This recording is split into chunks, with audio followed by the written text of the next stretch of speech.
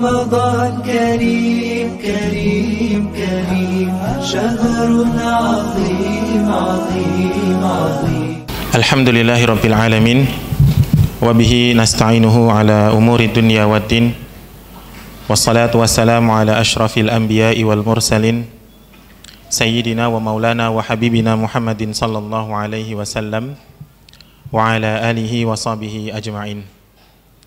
Allahumma a'inna ala dzikrika wa syukrika wa husni ibadatik. Amma ba'du. Yang kami muliakan para jamaah hadirin dan hadirat sekalian yang dirahmati Allah Subhanahu wa taala.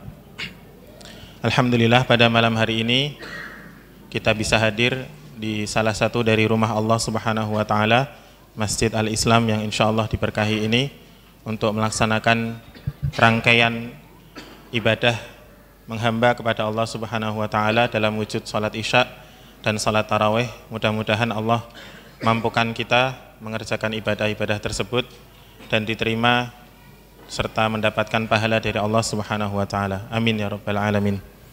Salawat serta salam kita sanjungkan untuk Rasulullah Muhammad sallallahu alaihi wasallam, kepada keluarganya, para sahabatnya dan kepada seluruh pengikutnya hingga akhir zaman. Ma'asyiral muslimin, hafizakumullahu ta'ala. Hari ini tanggal 20 April 2022 dan insya Allah besok 21 April. Dan hari itu dikenal dengan peringatan Hari Raya Ibu Kartini. Belum lupa saya Bapak, masih ingat pelajaran SD. Tanggal 21 April itu peringatan Hari Raya Ibu Kartini. Nah, beliau dikenal sebagai seorang perempuan yang reformis ya, yang membawa emansipasi wanita. Dan ini menunjukkan sebetulnya bahwa setiap manusia pada setiap generasi berusaha untuk memberikan kehormatan dan penghormatan yang layak kepada kaum hawa. Profil Ibu Kartini ini hanya satu kisah dari begitu banyak kisah yang berkaitan dengan perempuan yang sangat inspiratif, apalagi kisah-kisah yang bisa kita gali dari agama kita sendiri, yaitu agama Islam. Maka izinkanlah pada malam hari ini kami sampaikan sebuah kisah tentang seorang perempuan yang tidak terkenal. Beliau tidak seterkenal Asiyah Zaujah Fir'aun, Imra'atu Fir'aun, atau tidak seterkenal Maryam binti Imran yang namanya termaktub di dalam Al-Quran. Tetapi sepak terjang sahabiyah ini, seorang perempuan ini radhiyallahu anha, membawa efek yang sangat besar kepada syariat Islam sampai akhir ini, sampai zaman ini. Nah, barakallahu fikum, disebutkan seorang perempuan yang bernama Ummu Qujjah. Ummu Qujjah, dia punya suami namanya Aus bin Sabit Al-Ansori, seorang Ansor. Nah, suatu ketika Aus itu wafat, meninggal dunia. Dan dari pernikahan mereka itu ada 3 anak perempuan. Ada 3 anak perempuan. Seluruh harta yang ditinggalkan oleh Aus bin Sabit Al-Ansori ini diambil, dikuasai oleh saudara-saudara kandungnya Aus, atau dikuasai oleh paman-pamannya, anak-anak perempuannya si Aus bin Sabit Al-Ansori tersebut. Istrinya Aus nggak dapat warisan, anak-anaknya yang perempuan yang masih kecil-kecil, wal bocil-bocil itu nggak dapat warisan sama sekali.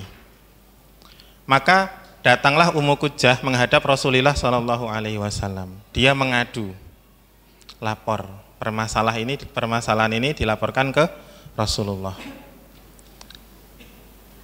Lalu mendapatkan pengaduan dari Ummu Qujjah, Rasulullah tidak langsung memberikan putusan, tapi kemudian Rasulullah mengambil 2 saudara kandungnya Aus yang bernama Suwaid dan Urfajah, dipanggil. 2 laki-laki itu dipanggil, kemudian ditanya, kenapa kamu ambil seluruh hartanya Aus? Padahal ini ada istri dan 3 anak perempuannya yang masih kecil. Nah, kemudian dijawab oleh mereka, wahai Rasulullah, anak-anaknya dia ini nggak ada yang naik kuda, Maksudnya belum bisa mengendarai kuda.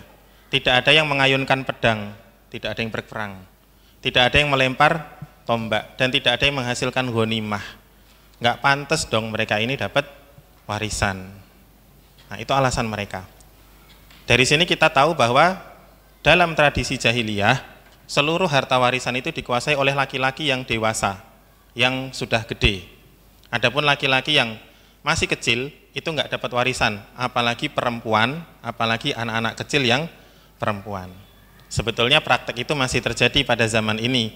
Kadang-kadang warisan itu dipek atau diambil semua oleh abang-abang yang gede atau kakak-kakak yang paling tua. Adik-adiknya itu cuma dapat eres-eres atau sisa-sisa. Kalau rempeyek itu yang udah diremuk gitu Pak, krek, tinggal yang kecil-kecilnya aja. Nah, barakallahu fikum. Mendapatkan laporan dari Ummu Qujah dan argumen dari Suwaid dan Urfajah, Rasulullah bilang, ya sudah, kembali kalian dulu, pergi dulu, tunggu sampai saya dapat wahyu berkenaan dengan hal ini. Nah, lalu selang berapa waktu turunlah sebuah ayat. Allah Subhanahu wa taala menurunkan ayat kepada Rasulullah Muhammad sallallahu alaihi wasallam di dalam surat An-Nisa ayat 7. Allah berfirman, a'udzubillahi minasyaitonirrajim, lirrijali nasibum mimma tarakal walidani wal aqrabun walinisa'i nasibum mimma tarakal walidani wal aqrabun mimma qalla minhu aw katsur nasiban mafruḍa. Bagi laki-laki ada hak bagian dari harta peninggalan kedua orang tua dan kerabatnya. Dan bagi perempuan ada hak bagian pula dari harta peninggalan kedua orang tua dan kerabatnya. Baik peninggalan itu jumlahnya sedikit atau banyak. Dan itu adalah bagian yang telah ditetapkan. Maka kemudian Rasulullah memanggil dua pihak yang bersengketa ini, dipanggil oleh Rasulullah. Rasulullah tetapkan bahwa istrinya Aus bin Sabit al-Ansori dan 3 anak perempuannya itu mendapatkan warisan. Mendapatkan warisan dengan perintah Allah Subhanahu wa taala.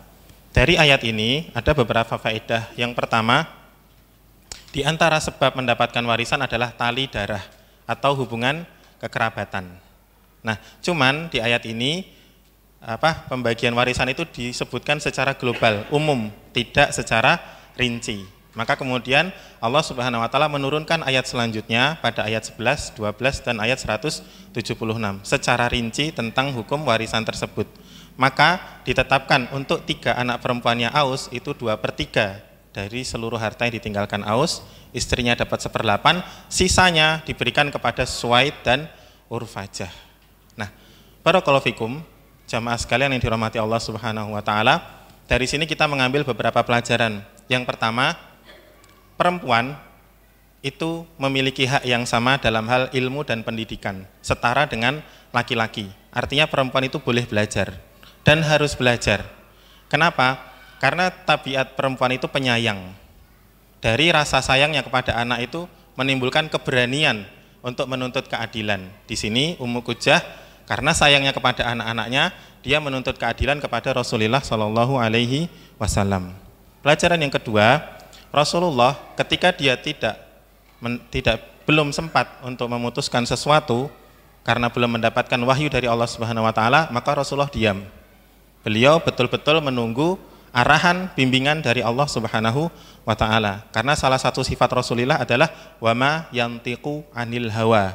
Dan Rasulullah itu tidak pernah berbicara dengan hawa nafsunya. Ini menunjukkan bahwa seorang laki-laki apabila mendapatkan pengaduan dari perempuan, kalau kita letakkan pada kehidupan nyata, seorang suami mendapatkan pengaduan dari istrinya. Sering ya Pak ya, tiap hari insya Allah dapat nih, terus pokoknya sampai kuping panas gitu. Istrinya ngomel terus dari A sampai Z diulang lagi. Nah, itu sudah tabiat perempuan. Mengadu itu sudah tabiat perempuan. Karena dari aduan itu dia ingin mendapatkan ilmu dan keputusan. Sedangkan laki-laki, Rasulullah di sini mendengarkan pengaduan dan menunggu wahyu dari Allah Subhanahu wa taala. Maka kita pun mencontoh beliau sallallahu alaihi wasallam dengan apa? Kita dengarkan aduan-aduan tersebut lalu kita mencari ilmunya.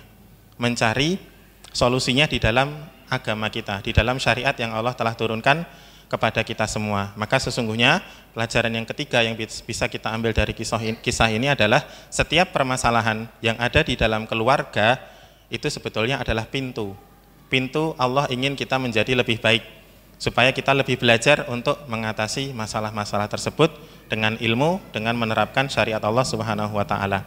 Yang keempat atau yang terakhir, kita bisa mencontoh sikap Suwaid dan Urfajah. Laki-laki ini bisa kita bilang apes gitu, karena laki-laki sebelumnya bisa mengambil seluruh harta warisan dari kerabatnya yang meninggal dunia. Tapi dua orang ini radhiyallahu anhuma ini pas kedapatan dapat syariat baru, yaitu turunnya ayat waris, dan dia tidak bisa berbuat sebagaimana orang-orang sebelumnya. Tetapi hebatnya mereka tunduk patuh seketika kepada Allah Subhanahu wa taala, kepada Rasulullah Muhammad SAW, dan kepada syariat tersebut. Maka mudah-mudahan kita semua dalam perkara waris ini, di tengah-tengah keluarga kita mengikuti apa kata Allah, apa kata Rasulullah SAW, dan meninggalkan pendapat pribadi kita yang justru bisa membahayakan keluarga. Barakallahu fikum. Demikian yang dapat kami sampaikan pada kesempatan malam hari ini. Mohon maaf atas segala salah dan kurangnya. Wassallallahu ala nabiyyina Muhammadin wa ala alihi wa sahbihi ajma'in. Walhamdulillahi rabbil alamin. Assalamualaikum warahmatullahi wabarakatuh.